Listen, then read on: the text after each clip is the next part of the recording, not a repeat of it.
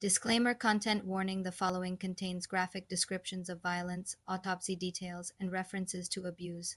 Viewer discretion is strongly advised. August 20th, 1989, Beverly Hills, California, a mansion perched behind high hedges and wrought iron gates. A home that to the outside world symbolized success, wealth, the American dream. But behind those palatial walls, something darker lurked beneath the faade of privilege. The family father. Menendez, a Cuban-born immigrant turned high-ranking executive in entertainment. Mother Mary Louise Kitty Menendez, outwardly warm, socially polished, keeping the household together. And their two sons, Lyle Menendez, born January 10th, 1968, and Erik Menendez, born November 27th, 1970. On paper, a classic success story. The elder Menendez parlayed his ambition into a luxurious lifestyle. Children enrolled in elite schools. Tennis training, private tutors, hopes for bright futures.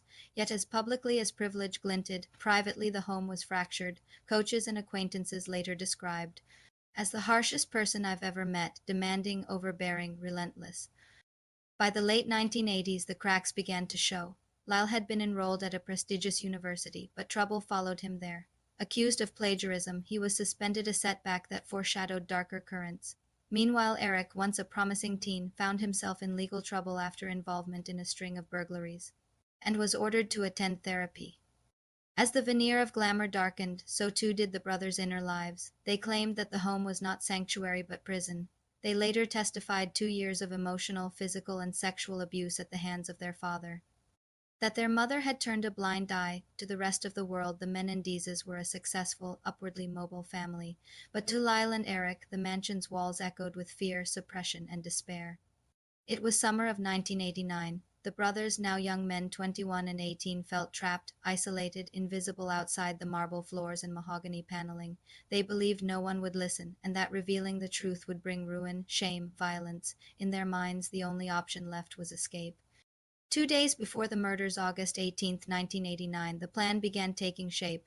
Lyle and Erik tried to purchase handguns in Los Angeles, but various complications, including Lyle's driver's license issues and California's waiting period laws, obstructed them. Undeterred, they drove down to San Diego and bought 12-gauge shotguns, along with ammunition, using a false ID, the chosen firearms. Mossberg 12-gauge shotguns, deadly, close-range weapons. They returned to Beverly Hills, shells and intent in tow. Some accounts suggest a test firing, a practice run, but the weight of what lay ahead hung heavy. The dynamic had shifted from passive suffering to envisaged, irrevocable action. The brothers anticipated that their father may soon disinherit them. They believed that a weekend fishing trip, a cover their parents had mentioned, was really a plan to send them away, perhaps permanently, to free them from shame, silence, and what they thought was inevitable doom. They felt they had no other path. The house was quiet that night. The parents and Kitty sat in the den, watching a James Bond movie, The Spy Who Loved Me, perhaps an attempt at normalcy, perhaps oblivious of the danger about to descend, the lights low, TV silent, but for the dialogue. The hum of affluence in the walls, then the betrayal. Lyle and Erik entered that room carrying shotguns, close-range weapons, coldly loaded, witnesses, none, just fate. What followed? A barrage of violence. Was struck 6 times. Among those shots, one landed in the back of his head, a fatal blow. Kitty, their mother, was shot 10 times. She was reportedly crawling away, in agony, trying to escape, and even then the gunfire did not stop. Lyle reloaded. He returned and fired the final, fatal shot to her face. By the end, the den had become a scene of carnage, bodies riddled with shotgun wounds, blood, shock, horror. The brutality was such that investigators initially thought it might be a mob hit, a revenge killing tied to business dealings. The ferocity, execution-style shotgun blasts, absence of forced entry, all pointed outward, not inward. But inside that home, the betrayal had come from within. Night had deepened over Beverly Hills when first responders arrived at the address of Menendez and Mary Louise Kitty Menendez. Their mansion, a symbol of wealth and social status, had transformed into a chamber of horror. 2 bodies, multiple shotgun wounds, a living room drenched in blood. Nothing like it had occurred before in that upscale neighborhood. Investigators later concluded that the brothers used a 12-gauge Mossberg shotguns, weapons they had purchased just 2 days earlier in San Diego under false identification. E's wounds. He was struck 6 times. Among those, one contact shot to the back of his head proved fatal. The blast essentially blew open his skull, according to investigators. Kitty's wounds. She was shot 10 times. After initial wounds to her limbs and torso, she attempted to flee crawling, moaning, desperately trying to escape. Then, after the brothers reloaded, a final contact shotgun blast to her face shattered her skull. One law enforcement official who later viewed the crime scene photos described the scene as blood, flesh, skulls. Nothing quite that brutal. The brothers collected spent shell casings, changed clothes, and reportedly dumped the weapons via Mulholland Drive to eliminate forensic evidence. Initial assumptions by investigators leaned toward an external mob hit, not a family massacre. The nature of the crime, no forced entry, execution-style shotgun blasts, and the brutality suggested outsiders with rage or vengeance. What could drive two sons to commit such an atrocity? The prosecution and the defense presented drastically different narratives, each haunting in its own way. Prosecution's case, greed and premeditation. Shortly after the murders, the brothers came into control of a portion of their family's estate reported to be worth roughly $14 million. In the months following their parents' deaths, Lyle and Erik Menendez spent conspicuously on luxury items, real estate, a personal tennis coach, international trips, and other indulgences. The reported expenditure reached approximately $700,000 in about 6 months. To the prosecution, that spending spree so soon after the murders looked less like grief and more like celebration. Combined with the advance purchase of shotguns days before the killings, the argument pointed toward premeditated murder for financial gain. Defense's case, years of abuse and a broken childhood, the brothers claimed. A far darker motive rooted in decades of physical, emotional, and they alleged sexual abuse by their father. According to their testimony, had allegedly molested Lyle when he was roughly 6 to 8 years old. For Erik, the abuse purportedly spanned much longer, from early childhood into his teen years. On the days before the murders, tensions allegedly escalated. Lyle reportedly confronted their parents about the abuse, and in court claimed their father had threatened them. "You tell anyone and I'll kill you." Under California law, the defense argued the killings were in self-defense. The brothers believed they were in immediate danger, that their father might kill them to stop exposure. But the prosecution countered. The advanced shotgun purchase, the lack of any documented attempt to escape or report the abuse earlier, plus the post-murder spending spree all suggested cold, calculated violence. In the weeks after the murder, the police had no immediate suspects. The scene pointed outward, not inward. The sons were not interrogated heavily at first, but the case took a dramatic turn when the therapy sessions of Erik with his psychotherapist Dr. Elger Maziel were revealed. In one session, Erik allegedly confessed the crime. Despite the confession, the brothers pleaded not guilty. Trial began in 1993, broadcast nationally, making this one of the first murder trials televised nationally in the U.S. During the trial, the brothers admitted to the shootings but asserted self-defense. They described their upbringing, the alleged abuse, and their belief that their father would kill them if the abuse came to light. The prosecution argued the evidence told a different story: premeditation, greed, evidence tampering, reloading, and finishing the murder even as their mother fought for her life. The first trial ended in a hung jury, neither brother convicted. The split verdict stunned the public. Some jurors said they believed the abuse claims. Others said the crime was too cold, too calculated. A second trial began in 1995. This time, a judge barred many of the defense's abuse claims from being presented. In March 1996, both brothers were found guilty of first-degree murder and conspiracy, and received life sentences without the possibility of parole. As the gavel fell, the public's fascination, horror, disbelief, debate only deepened. Decades after the killings, the case remains one of America's most debated family tragedies. For many, the brothers remain cold-blooded murderers, greedy, calculating, willing to murder their parents for money. The evidence of pre-purchased shotguns, the execution-style killing, their post-murder spending spree, and their confession undercuts claims of self-defense. For others, their story is a tragic portrait of traumatized victims, children turned adults, by abuse so severe they believed death was their only escape. The fact that they were able to testify about molestation in front of a nationwide audience gave voice to many who suffered in silence. In recent years, new scrutiny has emerged around the abuse allegations. Some third-party witnesses, distant relatives, childhood acquaintances have publicly supported the brothers' claims. But legal standards are unforgiving. The prosecution's version, premeditated murder, remains the operative truth under the law. In the weeks after August 20, 1989, investigators had no immediate suspect. The The crime scene no forced entry. Family home untouched seemed consistent with a professional hit, given the wealth and business dealings of their father. Menendez, law enforcement initially considered mob retaliation, but outside appearances deceived behind closed doors. The killers had walked free for months while investigators looked outward. The first cracks, paranoia, guilt, and confession. On September 1, 1989, less than 2 weeks after the murders, a young man named Craig, a friend of one of the brothers, recounted that one of the brothers had confessed to him, "Lyle was to shoot my dad and I was supposed to shoot my mother. We went into the room. Lyle shot him. Then I shot her twice." Craig agreed to cooperate with police and even wore a wire to a dinner with one of the brothers on November 19, 1989. But during that dinner, the brother reportedly changed his story, casting doubt, sowing confusion.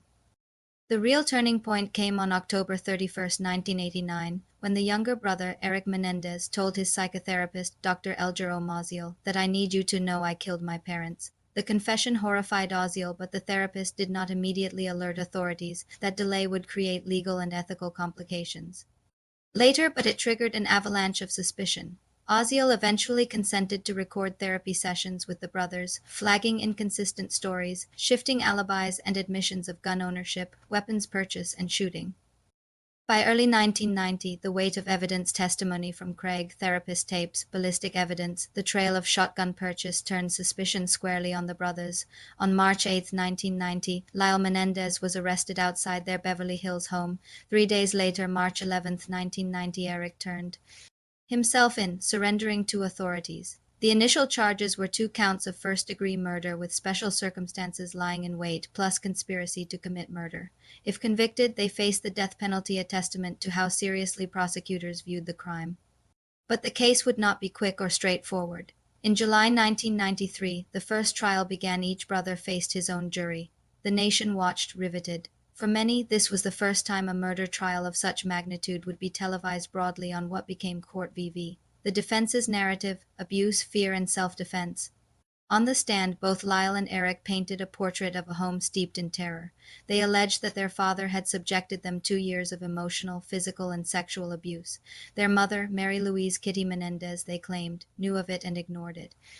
Erik recalled a moment before the killings when he believed, "If I tell, he'll kill me." That imminent fear, he said, forced their hand. Under cross-examination, the brothers wept, begged jurors to see past the glamour of their Beverly Hills upbringing and imagine the terror of a childhood shattered by betrayal. The prosecution's counter: greed, premeditation, and evidence of planning. Prosecutors countered with cold calculation. In the days before August 20, 1989, the brothers had purchased de Mossberg 12-gauge shotguns using a false or stolen ID, after failing to buy handguns due to licensing issues. They argued that the murders were not impulsive acts of self-defense but premeditated, given the planning, weapons purchase, and ammunition stockpiling. Furthermore, even after their mother was crawling, wounded, evidently trying to escape, Lyle reloaded, returned, and fired a final contact-range shotgun blast to her face. That, prosecutors said, proved cold-blooded intent, not reactive self-defense. Prosecutors also highlighted the lavish spending spree the brothers launched immediately. After the murders, within 6 months, they had spent roughly $700,000 on luxury goods, travel, tennis coaching, a rock concert, clearly inconsistent with grief. After grueling testimony and weeks under the glare of the cameras, the juries, one for each brother, were unable to reach a verdict. Both ended in hung juries. Neither brother was convicted. The result was a mistrial, shocking many and splitting public opinion. Some felt the brothers were victims. Others saw them as cold-blooded killers who beat the system. The case wasn't closed, it shifted into a new, darker second phase. When the second trial opened in October 1995, the deck had been reshuffled. Cameras were banned. The spectacle minimized. The judge ruled to limit and exclude much of the defense's abuse evidence, including sexual abuse testimony, previously central to the defense's story. Without that emotional core, the defense lost momentum. The prosecution's narrative: premeditated murder, greed, planning, now dominated. The jury had fewer reasons, according to the court, to buy the self-defense claim. In March 1996, the verdict came. Both brothers, Lyle and Erik, were found guilty of first-degree murder with special circumstances and conspiracy to commit murder. They were sentenced to life in prison without the possibility of parole to consecutive life terms. The courtroom was quiet, no tears, no dramatic outburst, just the measured coldness of legal finality. But as with many storied cases, the closing statement was not the final word. For decades, the case has remained a cultural touchstone, a horrifying drama unraveling the myth of wealth equals safety. The trial helped pioneer televised court coverage in America, allowing millions to watch justice unfold in real time. It sparked debate. Could money and privilege shield someone from suspicion? Could a beautiful home hide a legacy of trauma? As years passed, public opinion remained sharply divided. Some saw the brothers as monsters, others as victims of a cruel upbringing. The abuse allegations, though never fully tested in court, resonated for many with broader stories of familial trauma, silence, and generational pain. Even decades later, the case resurfaced, renewed scrutiny, fresh testimony, and as recently as 2025 legal re-evaluations, 2025 resentencing, a new chapter. In May 2025, a significant development shook long-standing assumptions. Under California law, offenders younger than 26 at the time of the crime can be eligible for resentencing. A judge, Michael Jessic, ruled to reduce the brothers' sentences from life without parole to 50 years to life, making them eligible for parole. As of that decision, the brothers, now middle-aged men after decades behind bars, may one day walk free. At the same time, the parole board must decide if they pose an unreasonable risk to society. That decision, if granted, would send a shockwave through families of victims everywhere, a brutal double murder once visually sealed. By verdict and sentence might end with the opening of prison gates. Decades after the guns smoked, after verdicts, after sentences, why does the story of Lyle Menendez and Erik Menendez still grip the world's attention? Wealth and privilege vs violence and horror, their Beverly Hills mansion, status, and appearance of normalcy help show how abuse and violence can hide behind the most polished facades. Family not strangers betraying trust. Parents are supposed to shield children from danger. The idea that children might kill parents, and with brutal violence, challenges deep social taboos about family and trust. Justice vs trauma, a painful balance. The defense's narrative of abuse and terror forced courts and public opinion to confront whether trauma could ever justify murder.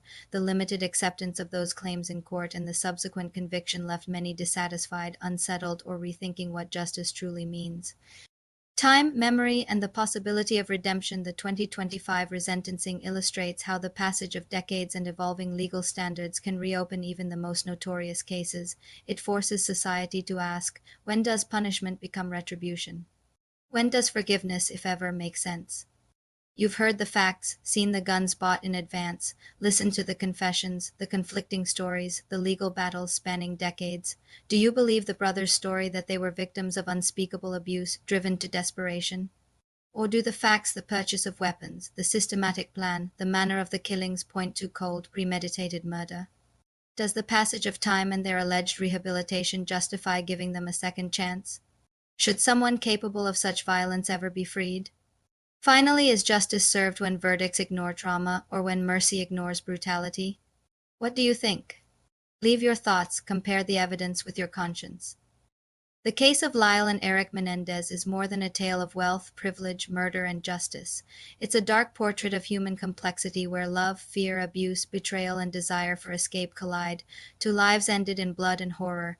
Two more have spent decades behind bars, carrying guilt, remorse, memory, and perhaps a longing for freedom. Whatever happens next, parole, release, or continued incarceration, the world remembers.